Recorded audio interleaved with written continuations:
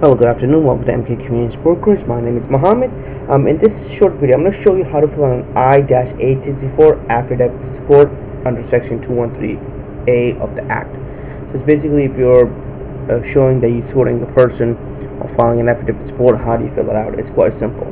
So basically, you put down the person's name, whatever the person's name is, John Doe, and the sponsor supporting the affidavit of support because obviously, I'm the only joint sponsor, whichever field over here. For example, I am the petitioner. I filed an alien worker petition. I am the first, second of the joint sponsor. Whichever it is, you fill that part out. Once you fill that part out, you come over here. You put down the first name, last name, first name, the person immigrating for this country. You have to put down the information. Mailing address, city, state, zip, country of citizenship, date of birth, alien registration number, if you have a U.S. Social Security number, if they probably have it, information on the immigrant you're sponsoring. I'm the sponsoring principal immigration in part 2 above, and then obviously, or if number 9, I am the sponsoring the following family members immigrating at the same time or within 6 months of principal immigration named in part 2 above. You're not going to listen the separate visa petition. Basically, that if you're sponsoring one person, then you just click this box. If you're more than one, you just put down their relationship, their birth information, whatever it is. And the total number of immigrants you're sponsoring in this form, part 3, items 8 and 9. Obviously, whatever it is, it's only one person, so we don't have to go through a lot of information with that. Again, you put down their name over here, last name, first name, whoever is immigrating with you, middle name, street number, city, state, country, zip. Obviously, it's the petition of the sponsor. Place of residence, street number again. If it's the same, then leave it blank. Telephone number over here. Country of domicile, for example, whatever it's from. Date of birth, place of birth, state, country. U.S. Social Security number if they have it. Not leave it blank. Citizen residency. I am a U.S. citizen. That's the person that's applying. And then again, you just go to this part, or if you're in the military service, again, you have to put it down. If not, you just leave it blank. Number 3. U.S. household size, do not count anyone. Please, you are sponsoring this affidavit. Enter the amount you enter on line 10. Whatever you enter on line 10, you put it over here. So if this is 1, you put 1 over here. Persons not sponsoring the affidavit, you're not sponsoring yourself, but if you're currently married, enter 1 for your spouses, you put 1 over here.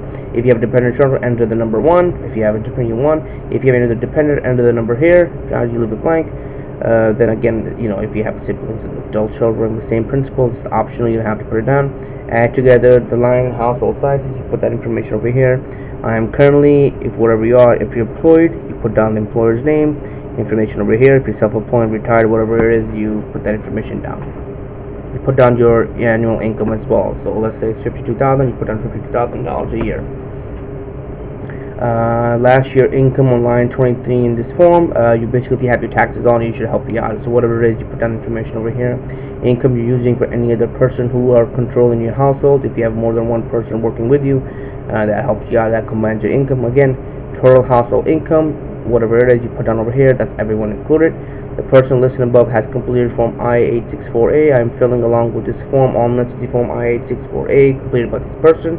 Then you just look through it. The person listed above does not need to complete the form I-8 because she's intending immigrating and has no accompanying dependents. Obviously, you put that information here. Federal income tax returns. I have filed the federal return for each of the 3 most recent tax years, and I have attached the required copy of transcript of my federal tax return for any of the following most recent tax years. It's called the tax transcript. You can get it online. It's free as long as you create an account with irs.gov. You have to attach them for the most recent years with this.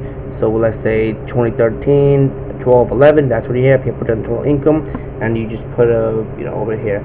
It's an option. You have it. You can attach photocopies of your transcript or federal tax return for second and third most recent year as well. It's up to you. You don't have to. I would strongly recommend you do. If your income is the total number of you and your household from 24C exceed the federal poverty guideline for your household, you are not required to complete this part. Obviously, this is optional. You don't have to. It's up to you. Enter the balance for all saving and checking accounts. You want to, you have. It's not like I said, it's optional. Enter the net cash of the value state holding. Net means current assets value minus mortgage debt. Obviously, you put down all. You read through this on your own. You put that down. Household side. Oh, this is for government use only. Don't fill this part out. Your household member asset from form I-864 is optional again. You don't have to.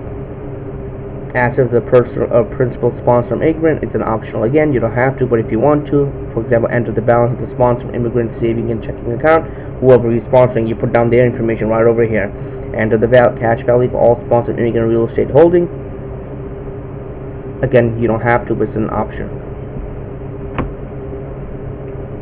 Number 6 is it's just telling you the contract.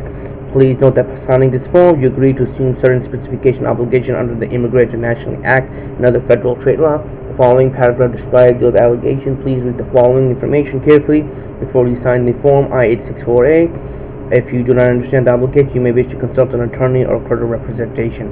What is the legal effect of signing a form? If you sign a form on behalf of any person called an intending immigrant who is applying for an immigration visa or adjustment status to permanent resident, and the intending immigrant submit the form I-864 to the United States government with his or her application for an immigrant visa or adjustment of status